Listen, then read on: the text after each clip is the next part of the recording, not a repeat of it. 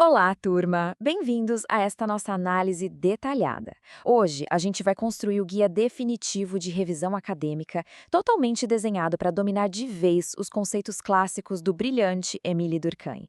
O nosso grande objetivo nesta aula é desconstruir aquelas ideias que formam a fundação da sociologia como ciência. Vamos entender a fundo como certas forças invisíveis, puramente estruturais, moldam as ações e as decisões de todas as pessoas todos os dias.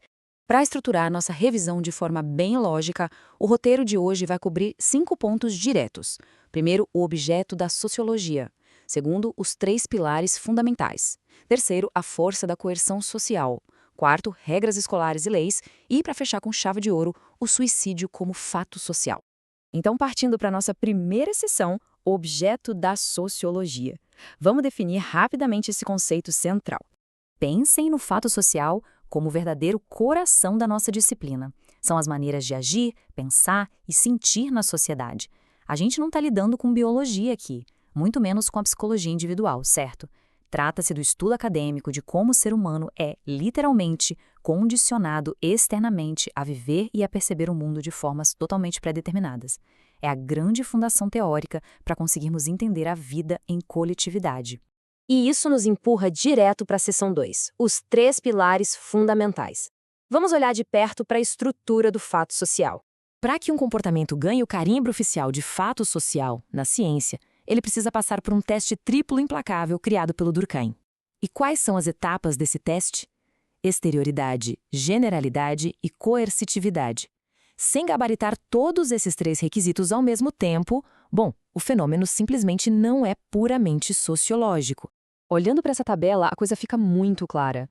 O primeiro pilar, a exterioridade, basicamente diz que as regras do jogo já existiam antes mesmo de qualquer um de nós nascer, moldando o nosso comportamento de fora para dentro. A generalidade, o segundo pilar, prova que a situação não é uma exceção, ela atinge a grande massa. Sabe o idioma falado ou o dinheiro usado no dia a dia? Pois é, vale para quase todo mundo. E o terceiro pilar, a coercitividade, é aquela pressão real e constante. A força invisível que empurra e obriga todo mundo a se adequar. E essa força é justamente o tema da nossa seção 3, a força da coerção social. Vamos entender como a sociedade demanda conformidade. Gente, a sociedade tem uma engrenagem imensa operando o tempo todo para impelir a adesão às normas. Uma analogia fantástica para visualizar isso na prática é o trânsito. Pensem bem, um semáforo vermelho não é só uma luzinha colorida dando uma sugestão amigável. De jeito nenhum. É uma imposição externa severa. Parar o carro é um ato guiado por uma coerção coletiva pura que pune fortemente quem desobedece, seja com multas no bolso ou com acidentes físicos graves. É isso que garante que o sistema de tráfego como um todo funcione sem colapsar. E o detalhe mais fascinante, essa coerção funciona a todo vapor, mesmo que a gente não concorde nem um pouco com a regra. Atenção aqui, turma, porque isso despenca em provas.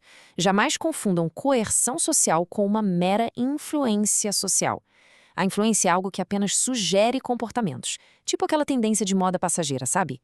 Já a coerção social carrega punições reais e inevitáveis, sejam legais, morais ou até pelo isolamento da pessoa. É exatamente o peso inegociável dessa coerção que garante a organização e a sobrevivência da nossa vida em sociedade. Avançando para a seção 4, regras escolares e leis e como os fatos sociais atuam no nosso cotidiano. Nós podemos observar essas forças trabalhando em escalas bem diferentes.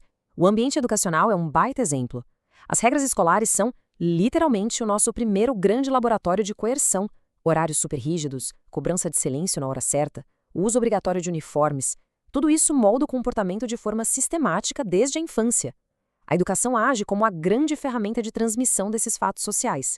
Agora, do outro lado da balança, a gente encontra as leis e normas jurídicas, que são regras estritas e duramente punitivas aplicadas pelo próprio Estado. Ambas são exteriores, gerais e coercitivas. O que muda de verdade é só o grau de formalidade e a força da sanção. Mas olha, além das regras escritas que a gente acabou de ver, nós também esbarramos o tempo todo em forças silenciosas de altíssima generalidade.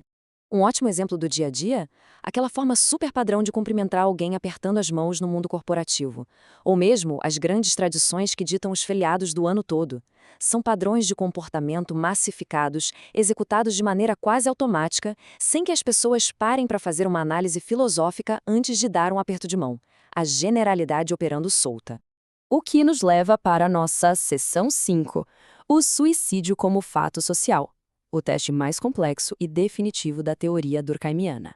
É aqui que surge um desafio analítico imenso para as ciências humanas. Como é que a sociologia clássica tem a coragem de pegar um ato que parece tão solitário, tão intimamente psicológico quanto tirar a própria vida, e colocar dentro dessa caixinha coletiva dos fatos sociais?